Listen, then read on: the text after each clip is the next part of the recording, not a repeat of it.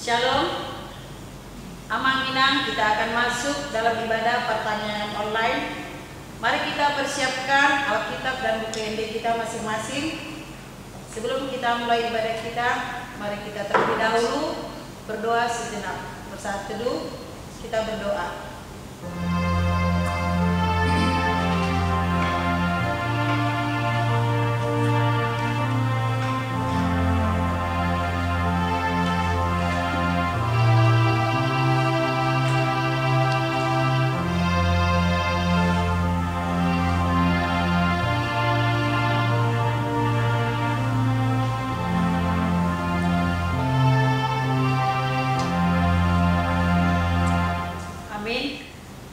Kita bernyanyi dari buku ND nomor 17 ayat 1 dan 2.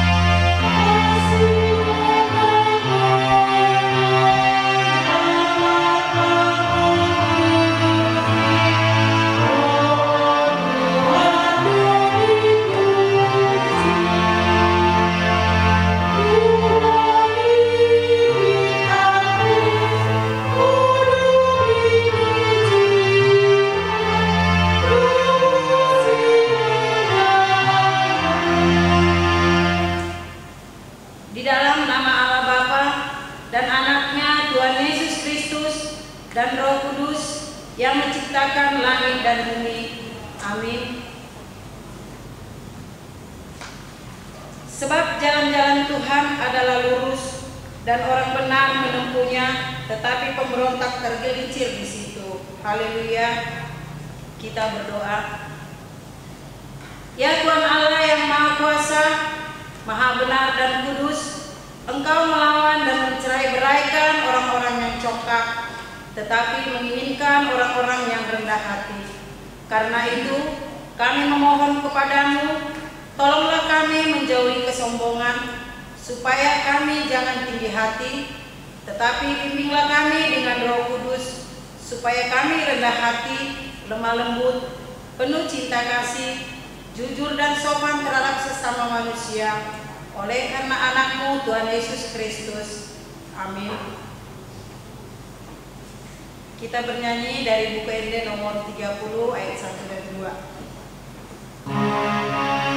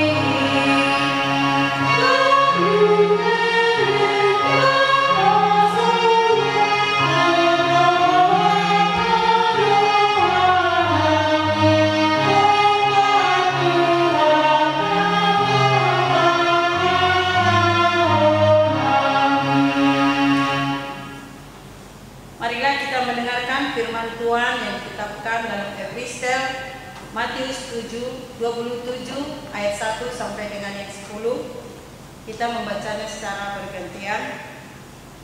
Ketika mulai hari siang, semua imam kepala dan tua-tua bangsa Yahudi berkumpul dan mengambil keputusan untuk membunuh Yesus. Mereka membelenggunya, lalu membawanya dan menyerahkannya kepada Pilatus, wali negeri itu. Pada waktu Yudas yang menyerahkan dia melihat bahwa Yesus telah dijatuhi hukuman mati, menyesallah ia, lalu ia mengembalikan uang yang 30 perak itu kepada imam-imam, kepala dan tua-tua. Dan berkata, aku telah berdosa karena menyerahkan darah orang yang tak bersalah. Tapi jawab mereka, Apa urusan kami dengan itu? Itu urusanmu sendiri. Maka ia pun melemparkan uang perak itu ke dalam bait suci, lalu pergi dari situ dan menggantung diri. Imam-imam kepala mengambil uang perak itu dan berkata, tidak diperbolehkan memasukkan uang ini ke dalam peti persembahan, sebab ini uang darah. Sesudah berunding, mereka membeli dengan uang itu tanah yang disebut tanah tukang periuk untuk dijadikan tempat perkuburan orang asing. Itulah sebabnya tanah itu sampai pada hari ini disebut tanah darah. Dengan demikian, genaplah firman yang disampaikan oleh Nabi Yeremia. Mereka menerima 30 uang perak, yaitu harga yang ditetapkan untuk seorang menurut penilaian yang berlaku di antara orang Israel. Kita sama-sama membacanya.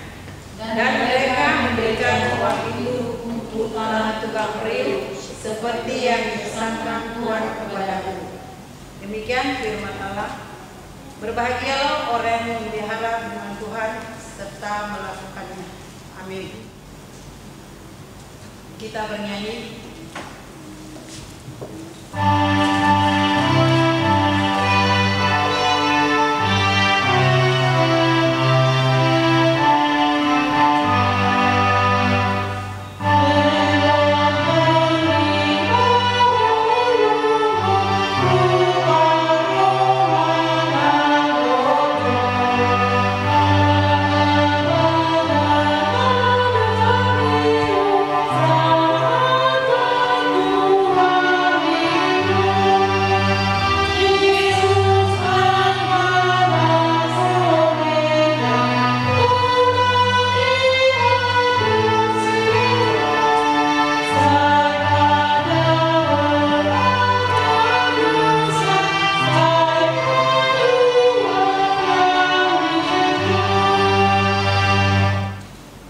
Kita berdoa.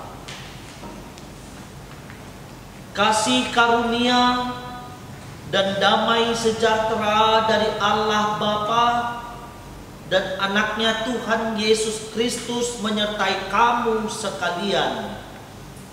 Amin. Shalom. Bapak Ibu, saudara-saudari yang dikasihi Tuhan Yesus, firman Tuhan yang menjadi berita sukacita bagi kita dalam pertanyaan malam hari ini didasarkan terhadap kitab Kejadian. Kejadian pasal 37 ayat 23 hingga ayat yang ke-30. Mari kita buka kitab kita, saudara-saudari, amang inang. Saya bacakan untuk kita semua. Demikian firman Tuhan. Baru saja Yusuf sampai kepada saudara-saudaranya, mereka pun menanggalkan jubah Yusuf, jubah maha indah yang dipakainya itu. Dan mereka membawa dia dan melemparkan dia ke dalam sumur. Sumur itu kosong, tidak berair. Kemudian duduklah mereka untuk makan. Ketika mereka mengangkat muka, kelihatanlah kepada mereka suatu kafilah orang Ismail datang dari Gilead dengan untanya yang membawa damar, balsam, dan damar ladan dalam perjalanannya menyangkut barang-barang itu ke Mesir. Lalu kata Yehuda kepada saudara-saudaranya itu, Apakah untungnya kalau kita membunuh adik kita itu dan menyembunyikan darahnya? Marilah kita jual dia kepada orang Ismail ini. Tetapi janganlah kita apa-apakan dia, karena ia saudara kita, darah daging kita. Dan saudara-saudaranya mendengarkan perkataannya itu. Ketika ada saudagar-saudagar Midian lewat, Yusuf diangkat ke atas dari dalam sumur itu, kemudian dijual kepada orang Ismail itu dengan harga 20 sikal perak. Lalu Yusuf dibawa mereka ke Mesir. Ketika Ruben kembali ke sumur itu, ternyata Yusuf tidak ada lagi di dalamnya. Lalu dikoyakkannya lah bajunya, dan kembalilah ia kepada saudara-saudaranya. Katanya, anak itu tidak ada lagi. Kemanakah aku ini? Demikian firman Tuhan. Bapak Ibu, saudara-saudari yang dikasihi Tuhan Yesus, jika kita membaca secara keseluruhan kisah Yusuf yang dijual oleh saudara-saudaranya, ini semua adalah puncak dari kebencian saudara-saudara Yusuf atas sikap orang tuanya yang membeda-bedakan kasih antara anak yang satu dengan anak yang lain. Dalam setiap perkara, Yusuf selalu dibela oleh bapaknya Yakub. Dalam setiap perkara, Yusuf menjadi anak yang spesial di tengah-tengah saudara-saudaranya. Itu yang membuat Yusuf begitu dibenci oleh saudara-saudaranya.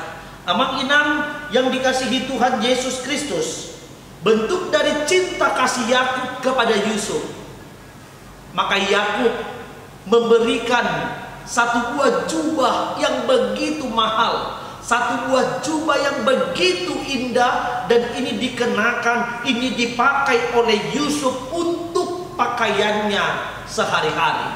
Tentu ini membuat saudara-saudarinya begitu iri, begitu benci dengan keberadaan Yusuf. Dan Yusuf juga bukan seorang anak yang memahami bagaimana perasaan saudara-saudarinya. Kenapa saya katakan demikian? Ternyata Yusuf suka sekali menceritakan keburukan saudara-saudaranya. Yusuf sering sekali mengadu segala perbuatan, segala kesalahan yang dilakukan oleh saudara-saudaranya kepada bapaknya Yakub. Hal inilah yang membangkitkan amarah saudara-saudarinya kepada Yusuf. Dan ketika Yusuf bermimpi, Yusuf pernah bermimpi sampai 2 kali ya amang inang. Mimpi yang pertama, di situ Yusuf melihat mereka mengumpulkan berkas gandum, dan ada 11 berkas gandum yang dikumpulkan oleh saudara-saudaranya. Berkas itu bangkit dan menyembah berkas gandum milik Yusuf. Lalu ketika Yusuf menceritakan ini kepada saudara-saudarinya dan kepada ayah dan ibunya, maka mereka mengatakan, apakah engkau akan menjadi raja atas kami? Dan ternyata Yusuf tidak peka dengan perkataan saudara-saudarinya. Lalu kemudian Yusuf melihat mimpi yang kedua. Ketika mimpi itu, dia menyaksikan matahari dan bulan ke-11 berkas bintang tunduk dan menyembah Yusuf. Lalu pada saat itu saudara-saudarinya mengatakan, apakah engkau akan menjadi raja atas kami? Yusuf juga tidak peka dengan perkataan saudara-saudarinya. Bahkan sampai Yakub, bapaknya sendiri, menegur Yusuf atas mimpi yang dia utarakan itu. Tapi ketika Yusuf menceritakan itu kepada saudara-saudarinya, ternyata Yakub menyimpan itu di dalam hatinya. Artinya apa? Yakub memahami bahwa Yusuf akan menjadi bintang. Yakub memahami bahwa Yusuf akan menjadi pemimpin di tengah-tengah kehidupan rumah keluarga Yakub. Amang inang yang dikasihi Tuhan Yesus Kristus, dari kisah ini apa yang bisa kita pelajari? dari kisah ini, apa yang bisa kita ambil menjadi pedoman kehidupan setiap orang percaya? Mari kita belajar dari kisah Yusuf, agar kita jangan secara berlebihan memperlakukan anak di depan saudara-saudaranya. Sebab itu akan membangkitkan rasa iri, itu akan membangkitkan rasa cemburu, itu akan membangkitkan rasa dengki di antara mereka sebagai keluarga di dalam rumah orang tuanya. Jika engkau amang inang diberikan anak, jangan buat satu orang anak menjadi anak kesayangan dan anak selanjutnya engkau beri pembedaan bahwa dia tidak terlalu engkau perhatikan dibandingkan anak yang satu ini. Jika engkau memiliki satu orang anak laki-laki dan memiliki beberapa anak perempuan, jangan engkau membuat kasihmu berlebihan kepada anakmu laki-laki, sebab sesungguhnya tidak ada orang yang mau dilahirkan. Jika dia dilahirkan, harus dibedakan dengan saudara-saudaranya. Oleh sebab itu, firman ini sesungguhnya disampaikan kepada keluarga. Firman ini juga disampaikan kepada orang tua, agar tidak membeda-bedakan dan tidak berlebihan memperlakukan anak di depan saudara-saudaranya. Lalu kemudian khotbah ini juga mengajarkan kita amang inang, jika orang tua melihat ada ekspresi rasa benci di tengah-tengah anaknya, di wajah anaknya, hendaklah segera menyelesaikan permasalahan itu. Jangan dibiarkan begitu saja, sebab itu akan melahirkan dan menumbuhkan rasa benci yang terus-menerus dibawa hingga dia dewasa. Dan inilah yang akan membuat perpecahan antara anak, antara saudara-saudarinya. Dan ini bisa kita lihat di dalam kehidupan orang Batak.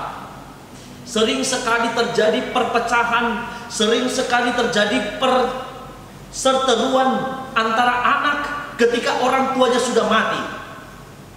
Jangankan orang tuanya sudah mati, sebelum orang tuanya mati juga banyak anak yang berseteru karena harta dan warisan. Oleh sebab itu amang inang, pekalah dengan keadaan anak-anakmu. Jika ada yang menunjukkan sikap, menunjukkan ekspresi seolah-olah membenci saudaranya, seolah-olah tidak suka kehadiran kakaknya, adiknya, maka sebagai orang tua pekalah untuk melihat dan menyelesaikan setiap perkara. Agar apa? Di kelak, di hari yang akan datang, tidak ada permasalahan yang muncul seperti kehidupan Yusuf dan saudara-saudaranya. Amang inang yang dikasihi Tuhan Yesus Kristus, sikap spekulatif yang dimiliki Ruben ini juga tidak baik. Kalau kita baca dari ayat 1 sampai ayat 30, memang di situ Ruben menunjukkan rasa empati, Ruben menunjukkan rasa kepedulian, Ruben menunjukkan rasa cintanya kepada adiknya Yusuf. Tapi lihatlah, ternyata Ruben tidak mengasihi adiknya dengan sungguh-sungguh. Kenapa dikatakan dia tidak mengasihi adiknya dengan sungguh-sungguh? Ketika Ruben mengetahui bahwa saudara-saudaranya berencana untuk membunuh Yusuf, seharusnya dia dengan tegas menolak, dia dengan tegas melarang saudara-saudaranya supaya tidak berencana jahat kepada Yusuf. Tapi lihatlah amang inang, ternyata Ruben ikut bersekongkol. Dia mengatakan, biarlah kita lepaskan jubah adik kita itu, kita celupkan kepada darah kambing, lalu kita berikan kepada bapak kita Yakub. Seharusnya sikap Ruben, kalau dia takut kepada Tuhan, dia harus jujur menceritakan apa yang terjadi, apa yang dia saksikan, apa yang dia rasakan, terkait tentang keselamatan adiknya, bukan bersekongkol mengatakan adiknya sudah diterkam binatang buas. Amang inang, terkadang rasa kepedulian terlihat mulia, tapi tujuannya tidak untuk mempermuliakan Tuhan. Sebagai orang yang percaya kepada Tuhan, katakan yang sebenarnya, bukan yang sebaiknya. Orang yang percaya kepada Tuhan, katakan yang sejujurnya, bukan katakan yang sebaiknya. Kalau Ruben orang yang jujur, dia akan jujur kepada bapaknya bahwa Yusuf telah dibawa ke tanah Mesir.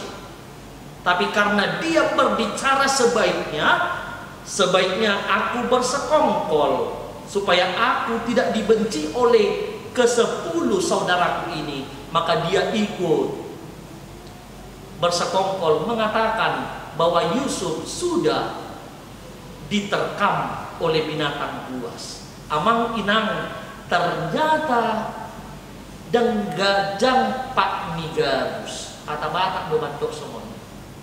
Artinya apa? Sepintar-pintar apapun kita berbohong, pada akhirnya ketahuan juga. Yusuf walaupun dia sudah dibuang oleh saudara-saudarinya, pada akhirnya dia menjadi bintang di tanah Mesir. Pada saatnya keluarga Yusuf, mereka kelaparan dan mereka harus mengungsi ke tanah Mesir, dan mereka harus diberikan makan oleh Yusuf saudaranya itu. Ini menjadi kesaksian Alkitab yang harus kita teladani dalam kehidupan kita. Bagaimanapun keadaan kita, bagaimanapun sakitnya kita, bagaimanapun perihnya kehidupan yang harus kita jalani, tapi berjalanlah di dalam jalan Tuhan.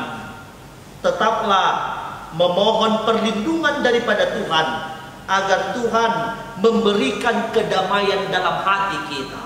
Tetaplah berlindung di dalam kasih Tuhan, agar Tuhan memberikan perlindungan, memberikan damai sejahtera di dalam hati kita. Amang inang, penting memberikan pengampunan kepada orang-orang yang jahat kepada kita, agar kita jangan dirasuki oleh si jahat. Lepaskan pengampunan kepada orang lain. Jika kita menyimpan rasa pahit, kita menyimpan rasa benci, maka si jahat akan merasuki hati dan pikiran kita, merancang kejahatan untuk orang-orang yang berbuat jahat kepada kita. Dan khotbah hari ini mengajarkan kepada kita, jangan menunjukkan rasa kasih yang berlebihan kepada siapapun, sebab setiap hal yang sifatnya berlebihan tidak baik hasilnya. Tapi berikanlah yang sewajarnya. Apa yang sewajarnya orang tua berikan kepada anaknya, berikanlah yang sewajarnya. Apa yang harus diajarkan orang tua kepada anaknya, ajarkanlah yang sewajarnya. Karena banyak orang tua, karena kasihnya, karena cintanya kepada anak-anaknya, dia tidak mau menegur kesalahan anak-anaknya. Ini adalah sebuah kesalahan. Jika ya, katakan ya. Jika tidak, katakan tidak. Lebih dari situ berasal dari si jahat. Firman Tuhan mengatakan demikian. Jika anakmu melakukan kejahatan, tegur dia di dalam kasih. Jika engkau membiarkan itu, maka itu akan menjadi dasar bagi dia untuk berlaku yang tidak baik, yang tidak benar di hari yang akan datang. Amang inang, jangan menciptakan kasih yang tidak sama di tengah anak-anak. Tapi biarlah kasih itu kita berikan sama rata. Jangan karena dia anak laki-laki, maka kasih kita sebagai orang tua berlebihan kepada anak laki-laki itu. Maka anak-anak perempuan seolah-olah haknya tidak diterima semana semestinya.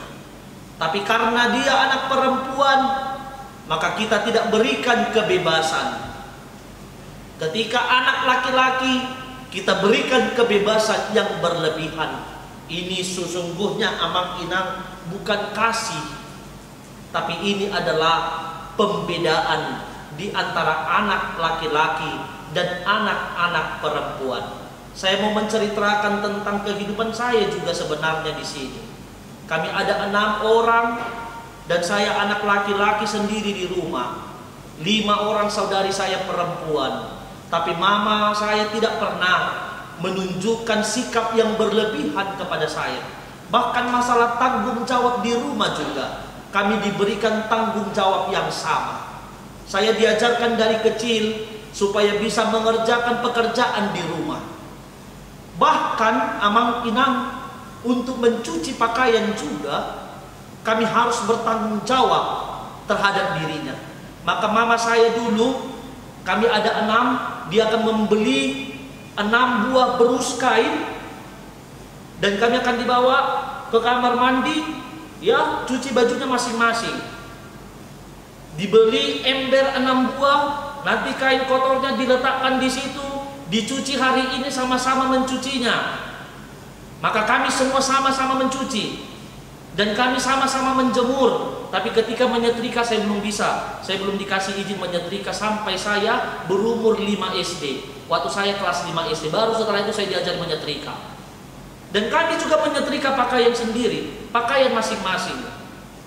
Itu satu pengajaran Amang Inang. Bahkan untuk memasak sekalipun, mama saya ketika memasak, dia akan panggil semua anak-anaknya. Jika mau menyambal nanti, ini bawang, ini sayur, ini ikan, ini tugasmu bang, kamu bersihkan ini tugasmu kak, kamu kupas ini, semua bekerja sama. Bukan karena saya anak laki-laki, maka saya tidak memegang pisau untuk memotong bawang, tidak.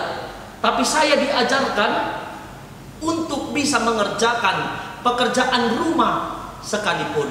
Lalu sering mama saya mengatakan, kenapa rupanya kalau kau anak laki-laki, nanti kalau istrimu seandainya melahirkan, kau suruh lagi mama masak di rumahmu, kau yang masak, kau yang nyuci pakaiannya, kau yang mengganti popoknya. Nah, sampai ke tahap itu, pengajaran dalam rumah tangga diberikan kepada saya. Dan hingga pada saat ini Amang Inang, apapun bisa saya kerjakan tanpa bersusah payah. Karena apa? Karena sudah saya mulai dari rumah. Tidak ada kata terlambat untuk melatih anak-anak supaya memahami dirinya. Karena anak-anak kita Amang Inang tidak selamanya di depan kita. Anak unai, boru unai, dan saleleng-lelengna di jolomuna. Adong do tikina ikon marsiajar ibana. Adong do tikina iko kuliah ibadah tudua na asing.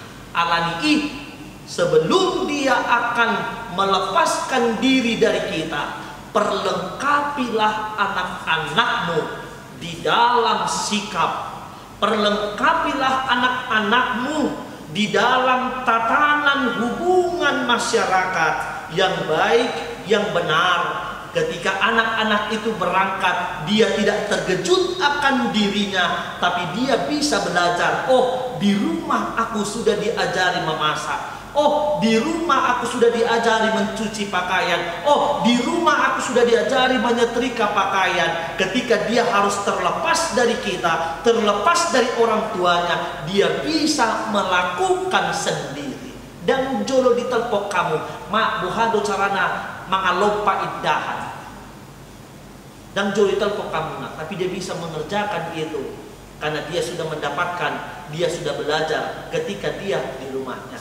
Kiranya firman ini Amang Inang mengingatkan kita sebagai orang tua agar jangan membeda-bedakan kasih antara anak yang satu dengan anak yang lain. Karena apa? Laki-laki atau perempuan itu adalah anugerah Allah. Anugerah Allah, pemberian Tuhan kepada setiap orang yang percaya. Amin. Kita berdoa. Kami mengucap syukur kepadamu ya Tuhan, karena firman-Mu mengajarkan kami agar kami menjadi pribadi yang menyadari keberadaan kami.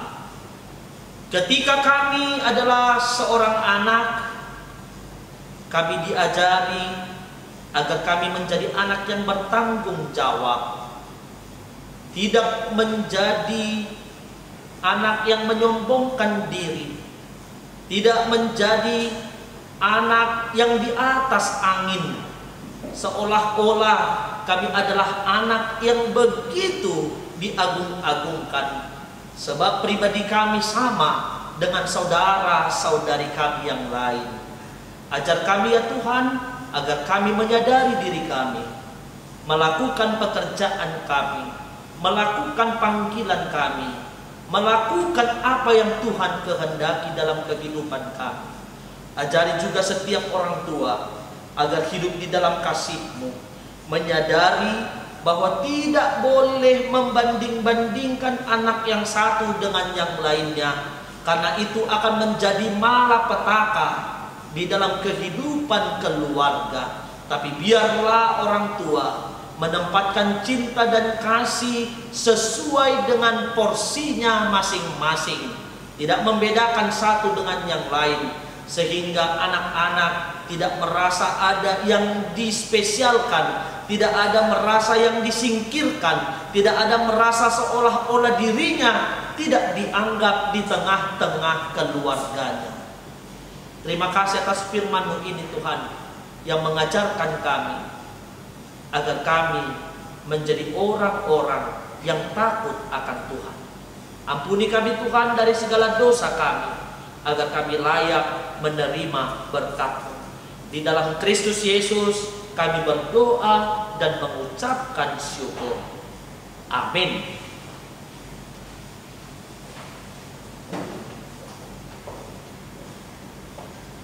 Kita puji Tuhan dari buku ND nomor 658 ayat 2 dan ayat 3.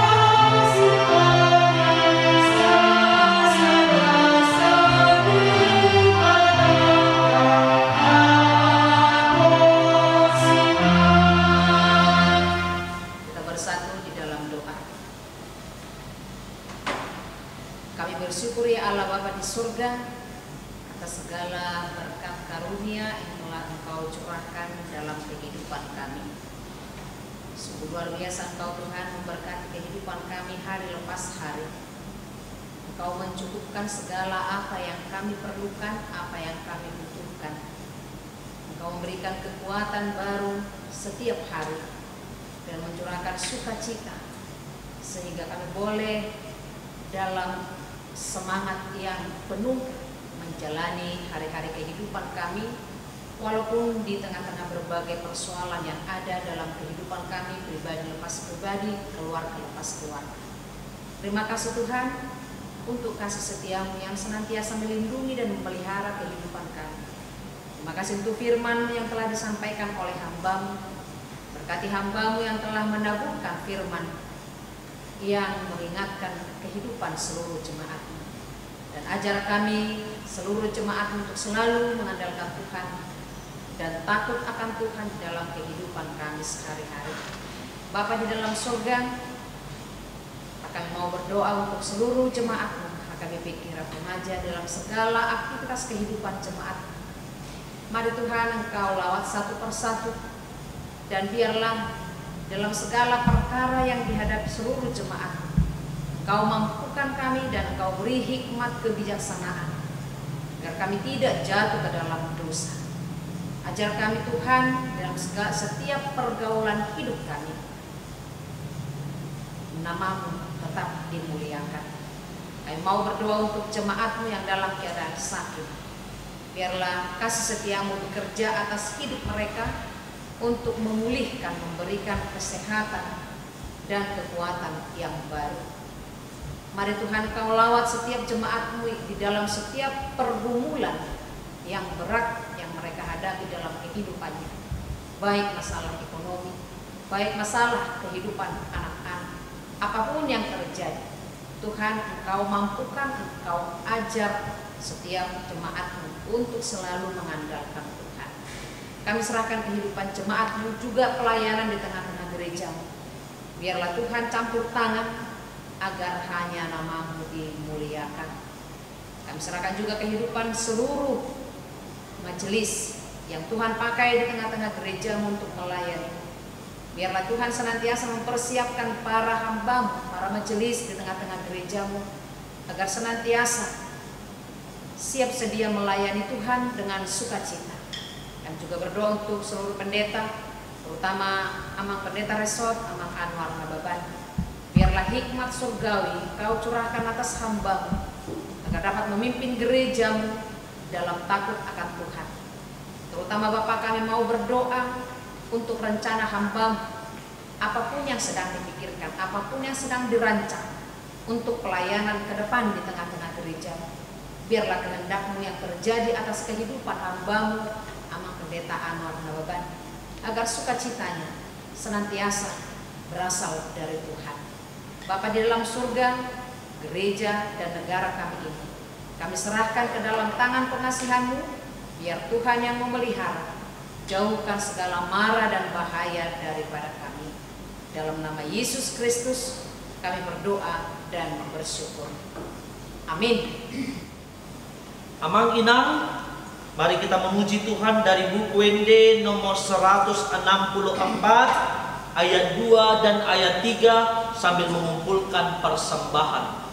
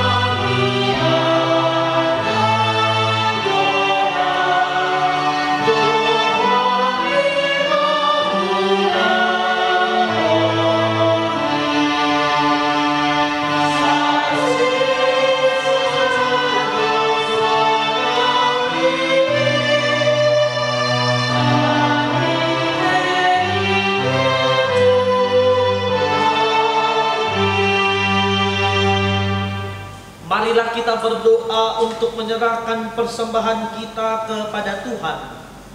Ya Allah Bapa kami yang di sorga, kami mengaku bahwa Tuhan adalah sumber dari segala karunia yang melimpah di dalam kehidupan kami masing-masing.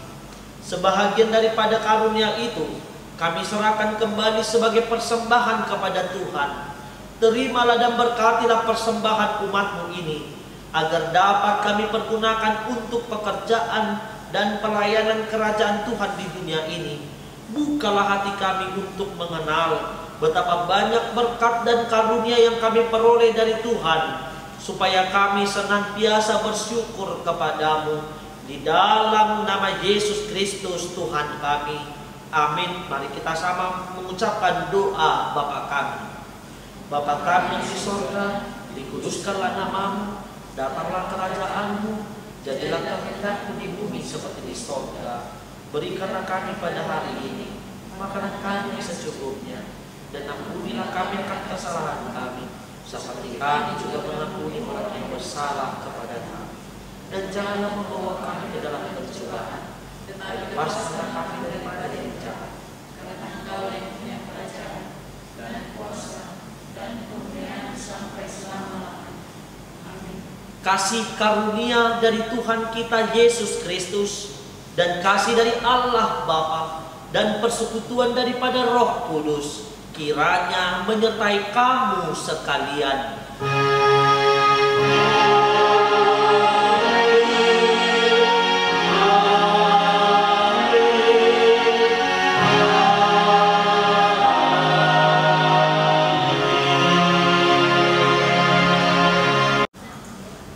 Bapak Ibu, saudara-saudara yang dikasihi Tuhan Yesus Kristus, yang mengikuti ibadah pertanyaan online pada malam hari ini, puji Tuhan, ibadah kita sudah selesai.